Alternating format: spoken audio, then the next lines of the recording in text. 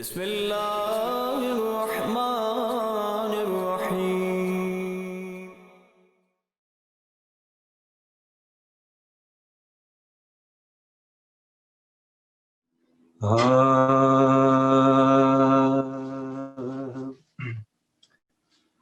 مقتل میں گر رہا ہے،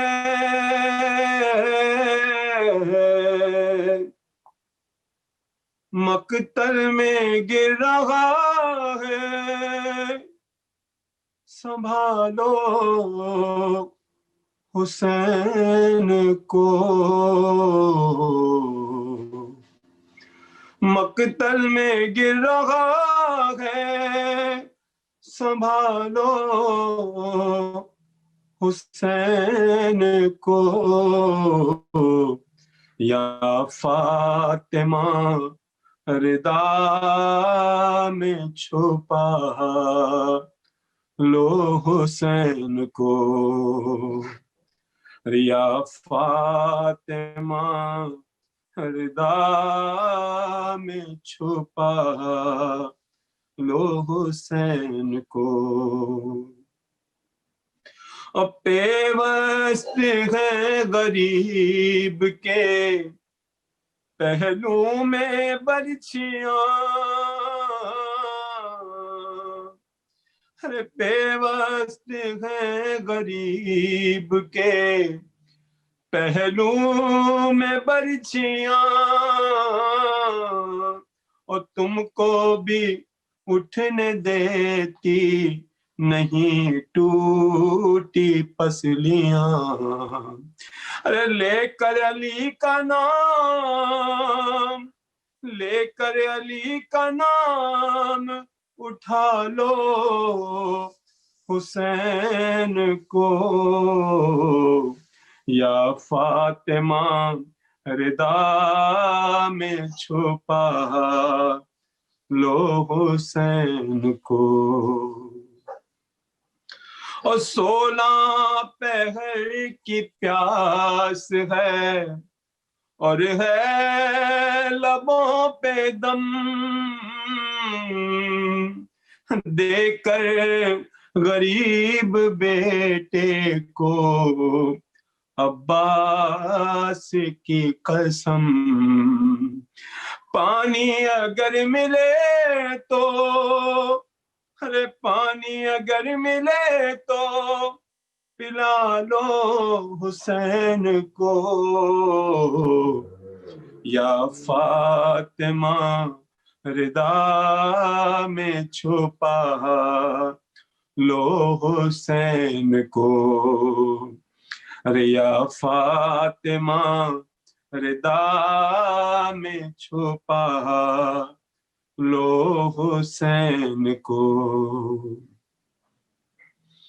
اور شہ کے غریب بیٹی کے ارمان کی طرح گودی میں لے کے تیسری شعبان کی طرح، کرے کچھ دیر ہو سکے تو سلا لو حسین کو، یا فاطمہ رضا میں چھپا لو حسین کو، ارے یا فاطمہ رضا میں چھپا لو حسین کو. اور حیدر تڑپ رہے ہیں، پیمبر ہے بے قرار، حیدر تڑپ رہے ہیں، پیمبر ہے بے قرار، تم کیسے سن رہی ہو صدائیں یہ بار بار، ارے ایک شور ہے زمین پہ، ہر ایک شور ہے زمین پہ، گرا لو حسین کو یا فاطمہ ردا میں چھپا لو حسین کو ارے مقتل میں گرا ہے مقتل میں گرا ہے سنبھالو حسین کو یا فاطمہ ردا میں چھپا لو حسین کو اور اچھے نہیں ارادے یزیدی سپاہ کے ارے پاؤں نکل رہے ہیں رکابوں سے شاہ کے ارے غازی نہیں گئے تم ہی ہے غازی نہیں گئے تم ہی سنبھالو حسین کو یا فاطمہ ردا میں چھپا لو حسین کو یا فاطمہ ردا میں چھپا لو حسین کو آخری شعر ہے زینب صدا یہ دیتی ہے اے بے قرار ماں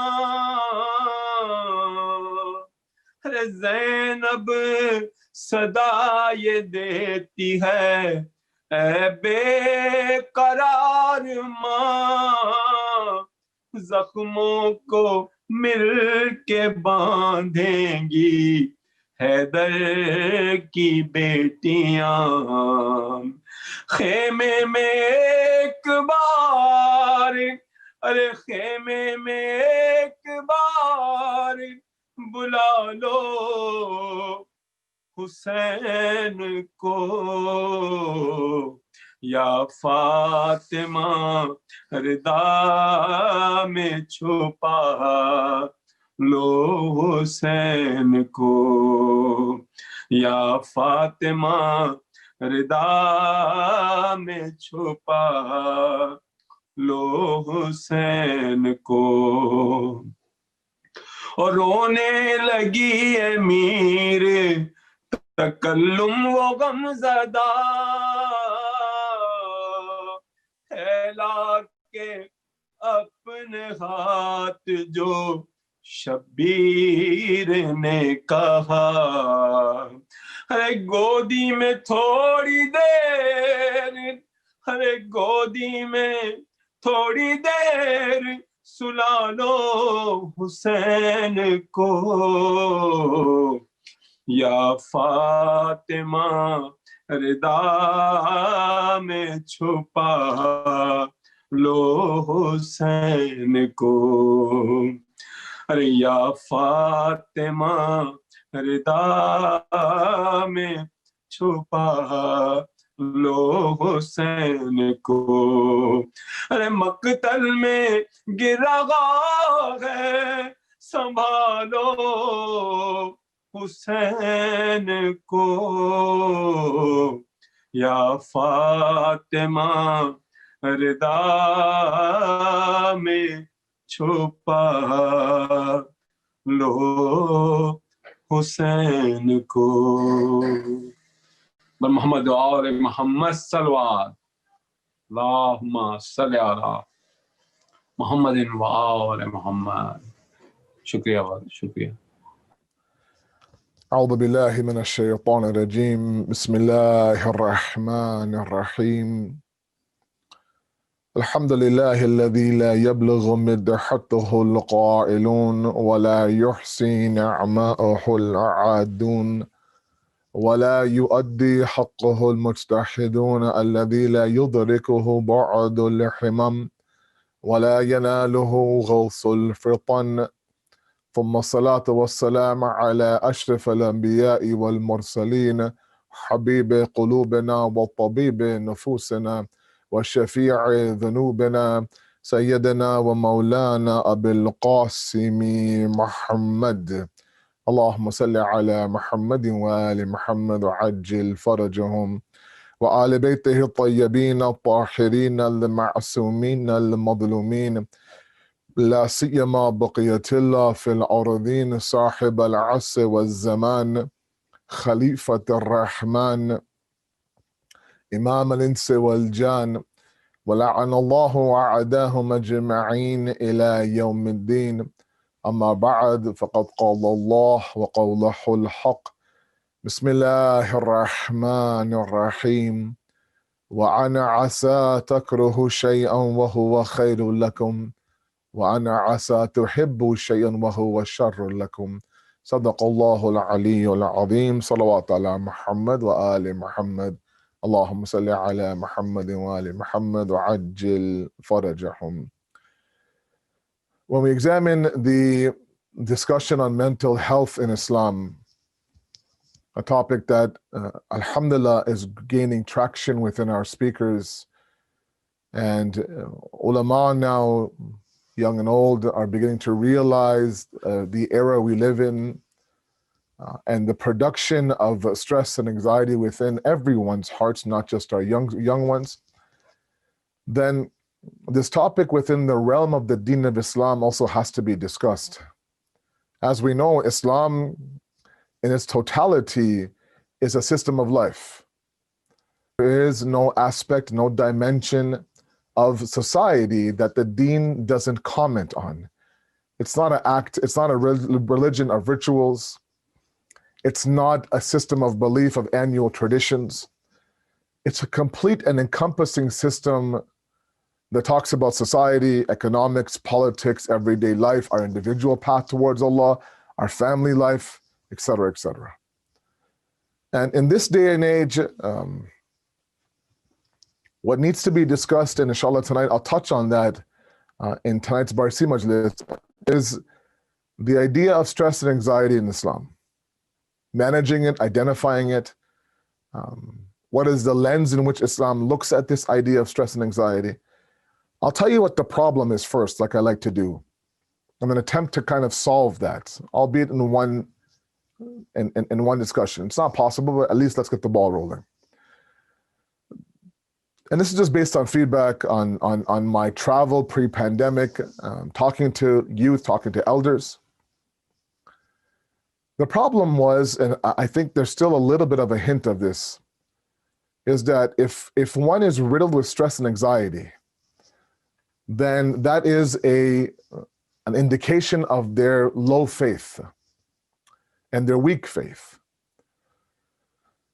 And so naturally, if that discussion is quite common within our communities, within our families, then what ends up happening is, it's a very dangerous now second step, is that those who are going through stress and anxiety, they hide it.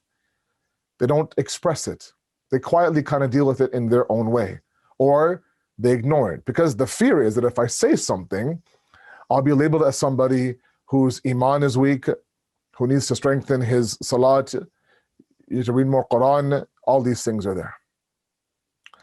And for the longest time now, mental health was looked at as nothing but people like me on this member talking about mental health. That was me coddling today's young generation, labeled as oversensitive, highly dramatic generation, and people like me that talk about their stress and their anxiety in this difficult era. All I was doing was I was empowering them, right? I was giving them a little bit more leeway to kind of, shut down in their stress and anxiety. Because now what happens is that everyone compares, their era to this era right now, right? Hamada zamana mein, as you start that dot sentence. When I was your age, beta, dot, right? And right away we assume that how I was raised when I was 17, 18 in my village or my city or in LA or wherever I'm from, it has to be the exact same way that today's 18-year-old should be raised. And therein lies the problem, is that we don't understand the era we live in today. If we reject this notion of mental health, and mind you, I come from a typical, as you know, a lot of you in LA know me very well. I come from a typical immigrant Pakistani family. My father, my mother migrated to Toronto, where I am right now, coming to you live in the early 70s from Karachi. A one-on-one talk between him and his father, my dada. There was never sort of like a check-in, are you okay, this and that. No, in fact, he would sit there and say, if I ever came across, and I asked my elders who are right now sitting, watching me, if you ever went to your father growing up in your respective city, wherever you're from, India, Pakistan, wherever you're from, and you went to your father and said, Baba, I'm feeling stress and anxiety, and you were 17, 18 years old, he would say, Acha, oh, really? Do you want me to give you a reason to feel stress and anxiety? And you simply didn't have an outlet for it. Please understand my initial point. You didn't have an outlet for it. It doesn't mean that because you didn't have an outlet for your stress, that the stress wasn't there. The anxiety wasn't there. Okay? The reality is, and my parents should understand this, and I think a lot of them do. Alhamdulillah, in this age of awareness, I'm seeing a lot of parents step up and really take charge and take control and be involved in the development of their child from a young age all the way through their teens and then their early 20s, and that's great to see. That we live in a completely different era. We live in the era of glamorization. We live in an era of consumerism. We live in an era of branding. People get paid today just to be them. Okay? They're popular because they're popular, right? And so before, it used to be that if you had a talent, a skill, if you went to school, if you were, if you were a professional, you would get paid. Now, none of that matters. If your post goes viral, right? If your makeup line hits the market, for example, right? If, you get enough viewers, for example, then you are a millionaire, okay? And then wherever, one Instagram posts and you get paid in the millions, right? One arrival in a party scene or one arrival in some gathering, and all of a sudden the host now has to cut you a check just for what? Just for showing up, okay? And we live in that era, and today's 16, 17-year-old impressionable youth now has given all of their validation, all of their acceptance, all their self-worth, all their self-image to who? To external, to everybody outside. You tell me what I'm worth. You tell me what kind of person I am. You tell me whether or not I'm ugly or beautiful. You tell me if I'm accepted or not accepted, right? So you'll post this picture, you'll post that shopping spree, you'll post that vacation, you'll post, this moment with your husband and your wife, for example, right? With the hopes that what? People say, wow, what a great couple. Oh my God, amazing shoes. Oh my God, is that, for example, is that Florida or is that Hawaii or wherever? Yes, it is. We went for our 5th year anniversary. Aww, all this is there. Right? All of that with the hopes that people now accept my lifestyle, my choices, my boots, my vacation trips, my husband's looks, for example. Okay? It's just the era we live in. Now, my topic is not social media. It isn't. My topic is what produces from this era of consumerism and branding is stress and anxiety. A lot of self-image issues. A lot of our youth today simply don't feel like they belong. A lot of them are depressed. A lot of them are on antidepressant pills. A lot of them have suicidal thoughts. A lot of them now go towards drugs and alcohol and gambling, for example. A lot of them drown themselves in music. All our own Shia kids. Okay? Forget the days where we look to, this group and that group and this minority and that religion. Forget all of that. All of that bala now has hit our homes and has hit our circles. Okay, and those days are gone. कि नहीं हमारा बच्चा नहीं हमारा बच्चा फरिश्ता है. No. आपका बच्चा खराब है भाई. Your kid is wrong. Your kid is wrong. No. My kid though आसमान से no. Those days are gone. I'm not saying every kid is bad. I'm saying that we need to now break that. We can't be naive. Okay. Now, that's the muqaddama introduction. The first point I'm going to make, there's a lot of people listening to me that I know are riddled with anxiety and stress. They can't explain it. They start crying for no reason. They have this pit in their stomach that's been there for years and years. Because of that, their eating is gone. They're insomniacs. They're up all night online, reading this, reading that, on this site, on this group. In the meantime, they're just drowning in their own anxiety. They can't leave the house. They can't meet people, right? On top of that, it's a quarantine. It's a pandemic. People are scared. People are nervous. What's going to happen? All these things now are crippling our families and our communities. So the first thing that I'm going to say to all of you, especially my young guys, you having stress and anxiety is not a sign of your weak faith. It's not. Islam and up and down the Quran, many verses, and I'll present to you a couple of them, describe some of the greatest people Allah created during moments of distress. I'll give you one example. Okay, this example blew me away. Surah Maryam, the only chapter in the Quran named after a woman, the mother of Nabi Isa, one of the 4 great women. Okay? The Quran describes a moment where she's about to deliver. She's going through her labor pains, and the birth of Nabi Isa now is imminent. She finds comfort at the base of a tree, as many of you know the story, and then she says something. She says a very, very important statement that Allah includes in the Quran that I found to be incredible. She says to herself, Nabi Maryam, and I don't have the actual address. Those who wish to get it from me, I'll get it to you. She says, Ya laytani mittu qabla hadha. Ya laytani. Like, woe unto me. Like, oh God, like you feel sorry for yourself. What have I gotten myself into? Mittu qabla hadha. If only I died before this. Follow me very carefully. She's about to deliver a prophet of God, okay? A woman of faith, naturally. She's seen the miracles of the heavens, food brought down to her, all of that. The labor pains hits. And as men, we can never understand the pains of delivering a child, ever understand, okay? Ever understand. That's why, to my young guys out there, if you are a young husband and either your wife is pregnant or I don't know, you guys are planning children, please take it from me and just be as sensitive of a man as possible during her. You should be sensitive anyways, extra sensitive during her pregnancy. Okay. Now look at the statement. She says, "If only I died before this birth," meaning the pain was so overbearing. She at that moment now wanted death over the pains of labor, okay? I want you to imagine that somebody you know is getting wheeled into the hospital, about to give birth now, okay? And she says, you know what, I just want to die, I just want to die, I just want to die. I've seen it happen where the person says that, the woman who's pregnant, who's going through her contractions and a lot of pain, is saying that, okay? And someone says, don't say that you're being ungrateful towards God, right? That those are all manus things. Don't say those. It's not good for you. Don't say those things. Okay.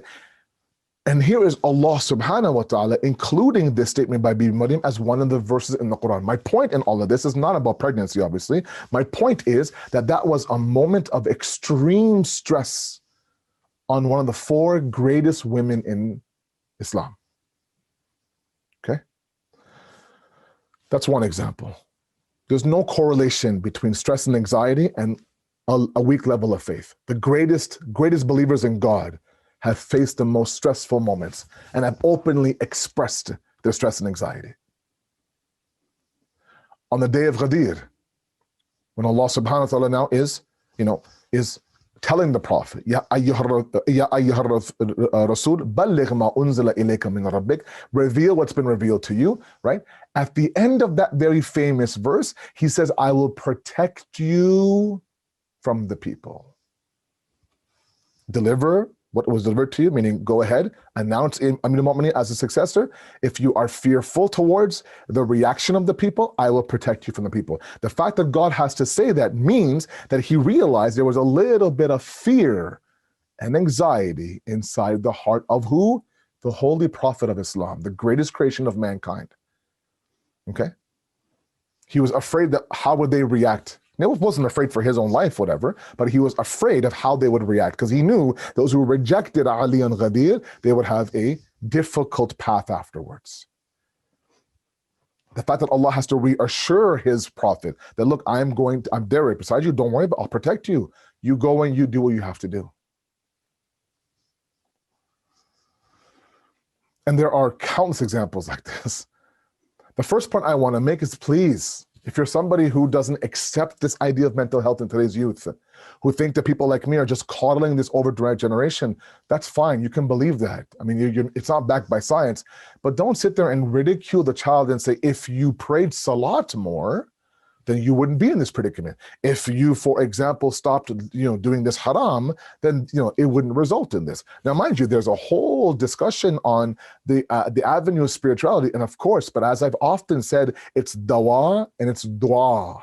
Dawa and dua, both of them together have to go hand in hand, right?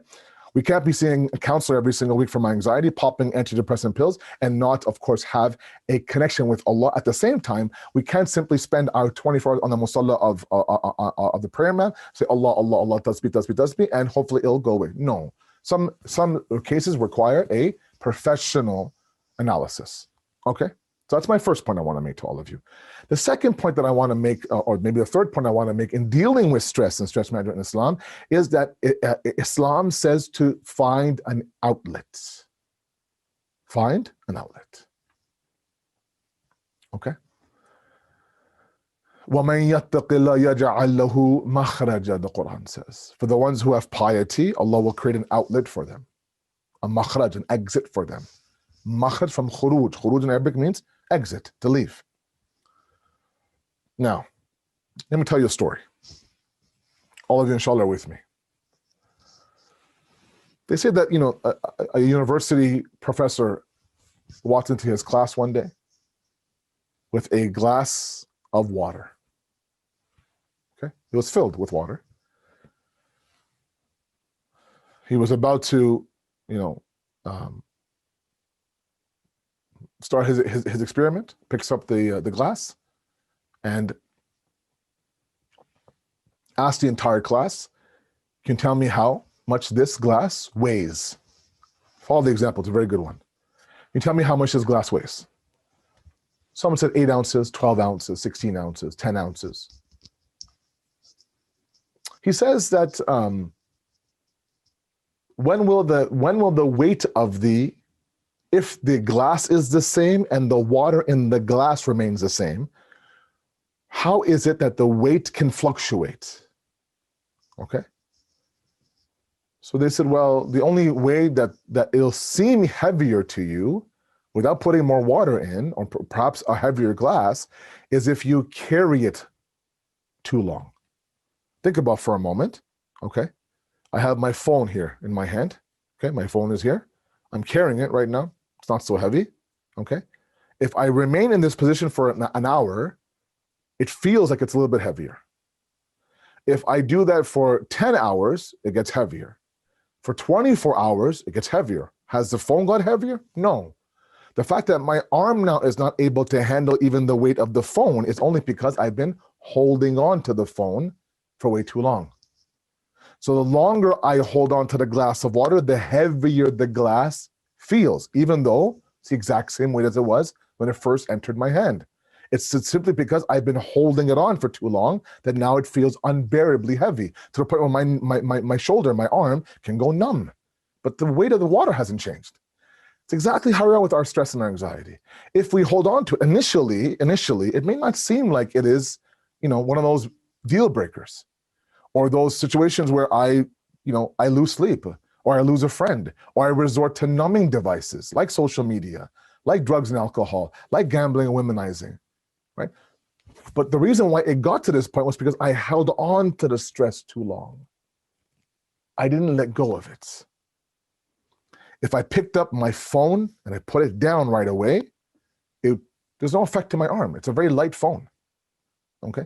There are moments where the slightest little bit of comment by somebody, the slightest little bit of disagreement, a fight, let's say, for example, a rejection of a job, for example, a broken engagement, for example, okay, a miscarriage for a young couple, a COVID-19, God forbid, positive test. After 14 days, the symptoms are gone, and now you're clear, right? All those things, and I'm not minimizing any of that, but I'm saying that the longer we hold on to these things, the heavier they become to handle.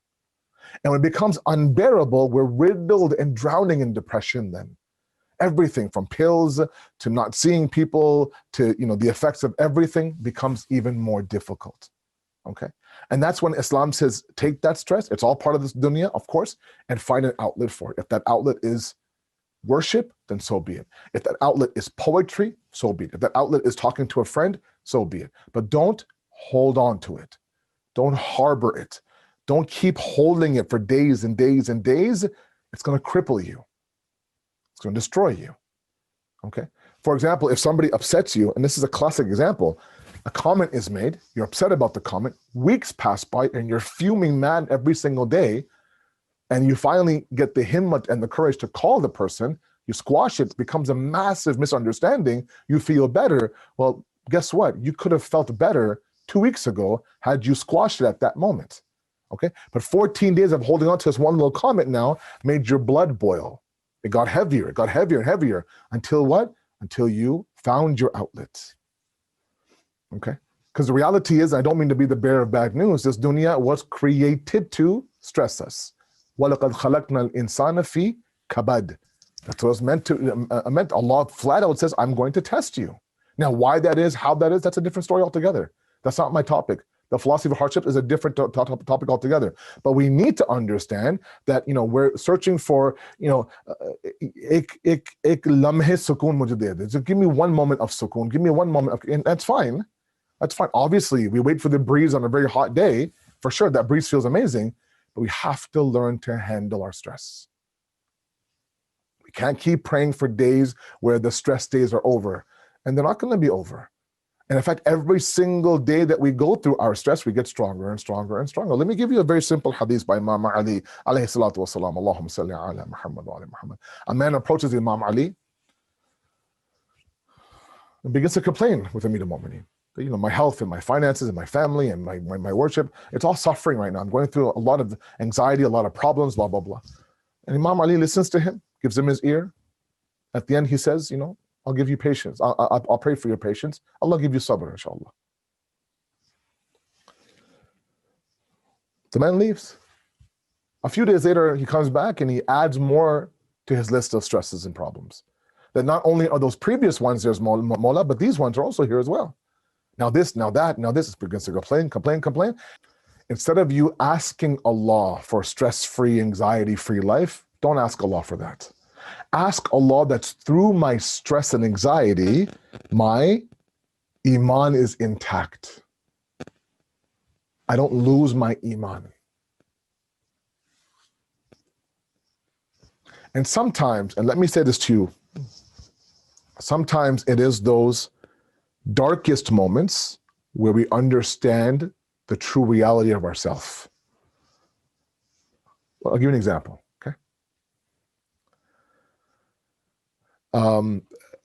For the past 25 years,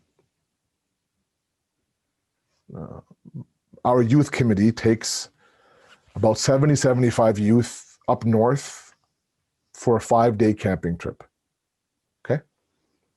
5 days and 4 nights. And, we invite about 2 or 3 scholars and we go. It's an amazing time of canoeing and volleyball and, and classes and debates and campfires and the whole nine.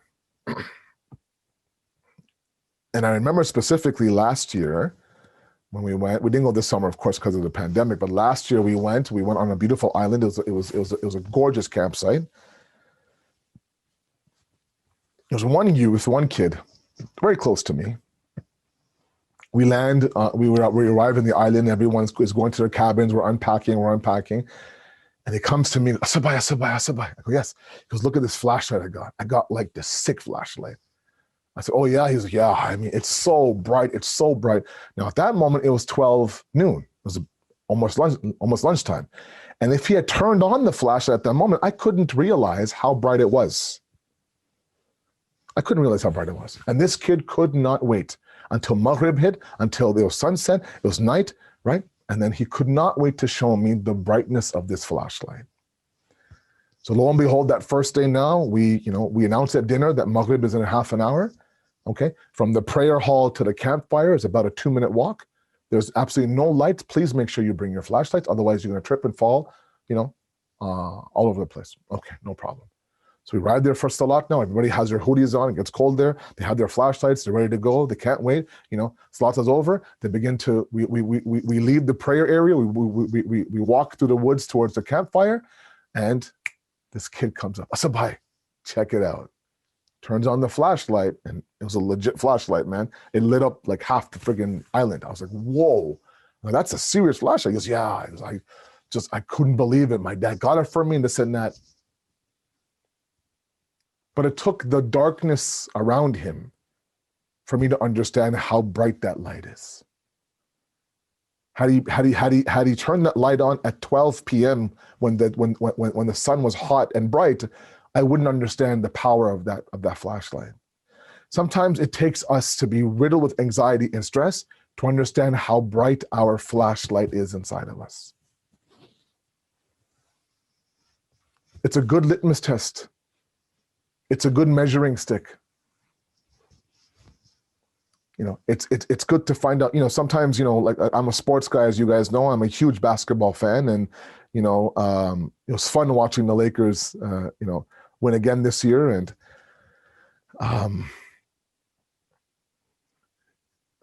I remember the era of Michael Jordan in the 90s. Watched all 6 of his championships live. And back then, any guy that would come into the basketball league, if you wanted to find out exactly if you were good or not, if you could hang with the boys, you play against Jordan. In this era, you play against LeBron. Or in this era, let's say you play against KD or whatever the case may be, okay? There has to be a measuring stick to find out where you're at, right?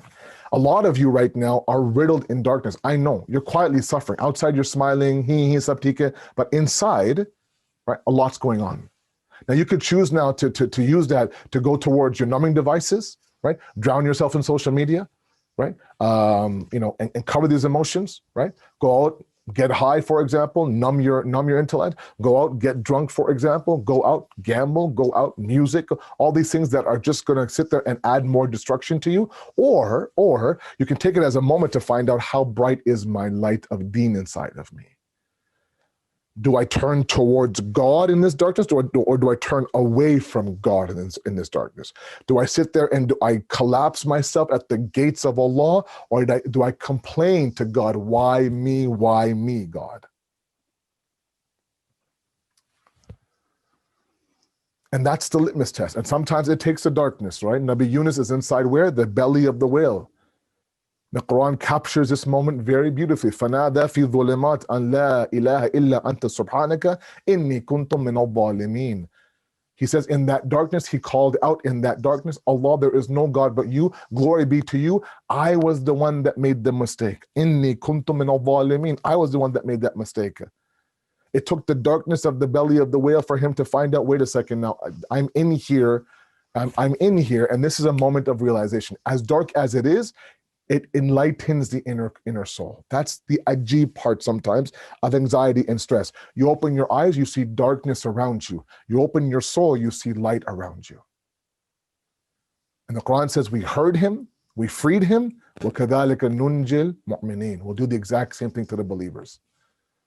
Right? So it's a matter of sometimes embracing our stress. Yes, I go through stress, you go through stress, anxiety as well. Knowing that it's not a sign of you being a weak mu'min. It's not a sign of you, of God hating you, God forbid. No, sometimes precisely the only avenue he has for your growth is for you to go through a little bit of temporary discomfort for permanent gain. The verse I read from Surah Baqarah, and then we'll go towards Masa'ib, is the fact that sometimes we equate emotion to reality. Right? So sometimes, we think, because I'm not comfortable right now, or because I hate doing this, I despise it, it's not good for me. Or I love this, I love doing this, it must be good for me. And the Quran says, look, don't place that much emphasis on emotion, right? وَأَنَا عَسَى تَكْرُهُ شَيْئًا وَهُوَ خَيْرٌ لَكُمْ. It could be that you despise something, it's actually very good for you. Or it could be what? وَأَنَا عَسَى تُحِبُّ شَيْئًا وَهُوَ it could be that you love something, adore it.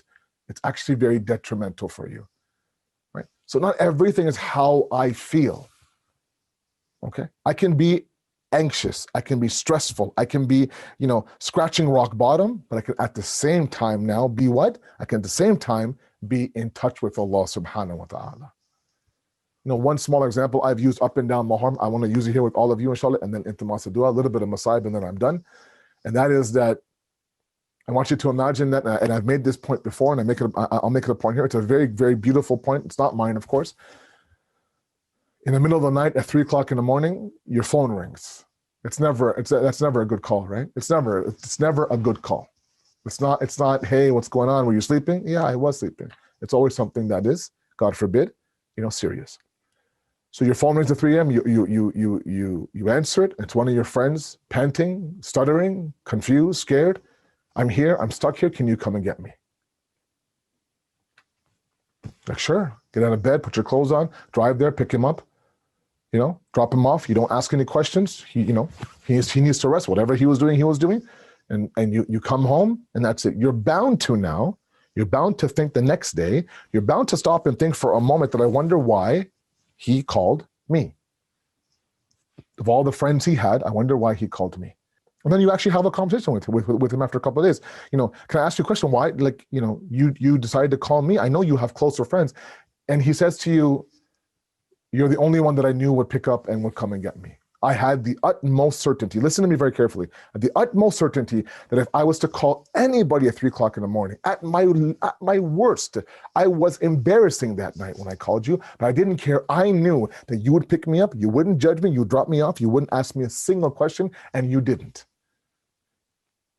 In the process now, he sends you a very clear message that when all closed, I always have your door that I can always rely. Now, those of you who are riddled in anxiety and stress, depressed, you've hit rock bottom, okay? And maybe you've gone towards some horrible habits. Maybe you think yourself as a zero. Maybe you think, you know what, not only am I anxious, I have anxiety, I have depression, but now I'm a horrible Muslim. So I have that regret and that remorse. And you think for a moment, nobody wants me, God hates me, all that. You've hit rock bottom. At rock bottom, if you were to call God at rock bottom, 3 o'clock in the morning, your friend hit rock bottom. He called you. He called you with no hesitation, thinking, you know what? If anyone's going to answer my call, it's this guy. You call God at rock bottom when everyone else you think has shunned you. Your parents don't get you. Your siblings don't get you. Your community has turned their back on you. The ulama never talk about real issues, blah, blah, blah. All these excuses, absolutely. At rock bottom, at 3 o'clock in the morning, you call out to Allah. Number one, He'll answer. وَإِذَا سَأَلَكَ عِبَادِي عَنِّي فَإِنِّي قَرِيبٌ أُجِيبُ دَعْوَةِ الدَّاعِ إِذَا دَعَانِ. When my servants ask you about me, Ya Rasulullah, tell them that I am near. I will always answer the call of the caller whenever they call. More importantly than him answering the call, you're sending him a very clear message that God, when I think I have nobody, I remind myself that I have you. Sometimes that happens when you've hit rock bottom. Sometimes that happens when your anxiety has really crippled you. Sometimes that happens when there's darkness around you from all corners. And you think, oh my God, I'm sitting here in the darkness. You reach in your back pocket and you find that flashlight that's always been there. This time you decide to what? Turn it on. My brothers and my sisters, stress management is a real issue in Islam. Anxiety, mental health, these things are absolute real issues. This is not some coddled, oversensitive, highly dramatic generation. No, we live in a very difficult era, difficult time.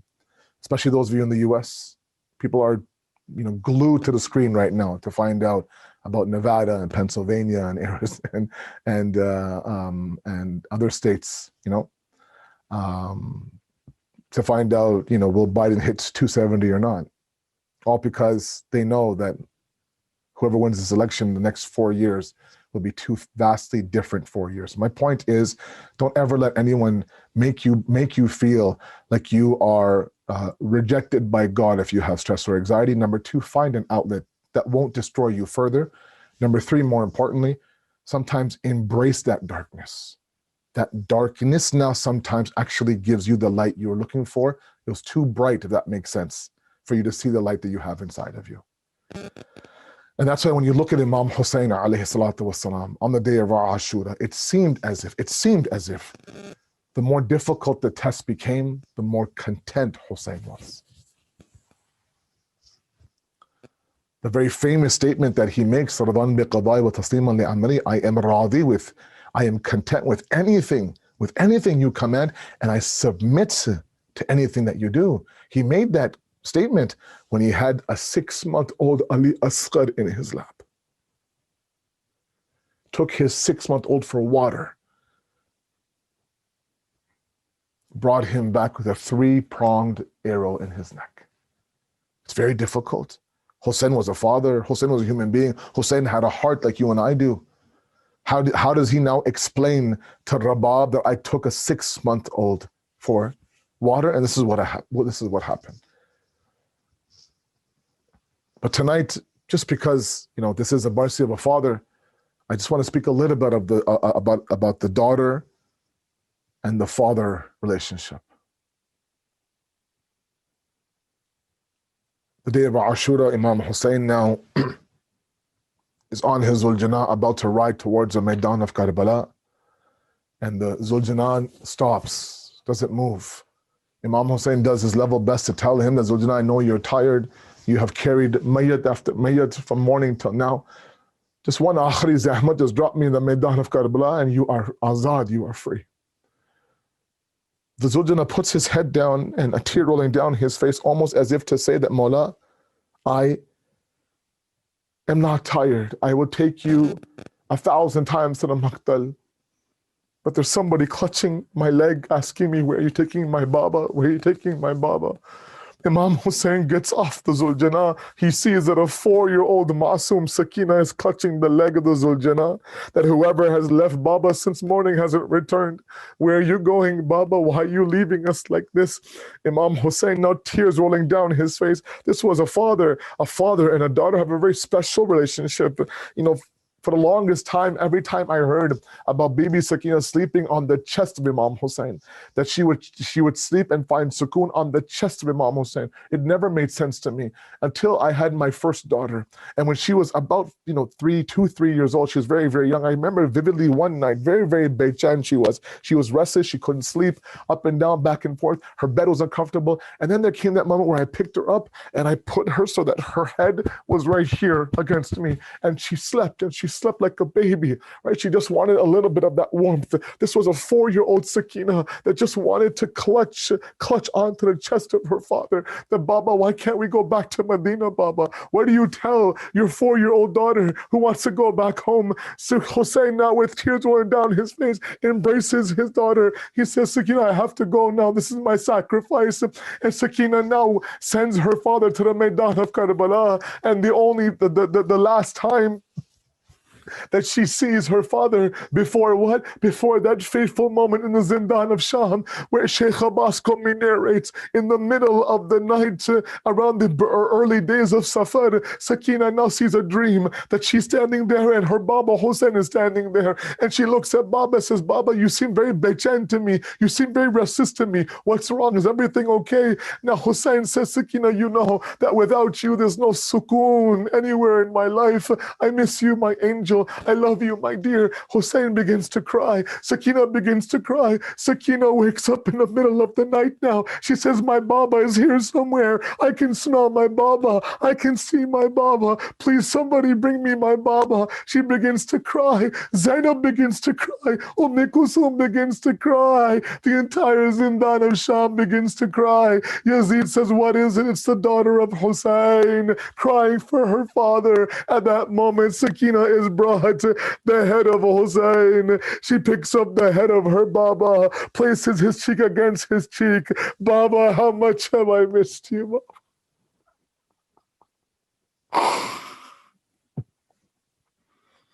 سيعلم الذين ظلموا أي منقلبين ينقلبون إنا لله وإنا إليه راجعون. We ask you, Allah subhanahu wa ta'ala, to accept this qaleel ibadat, inshallah. We ask you, Allah subhanahu wa ta'ala, to Assist our youth and those who are struggling with mental health issues, stress, anxiety, depression. We ask you, Allah, to weaken the hands of the enemies of humanity, to strengthen the oppressed all of the world.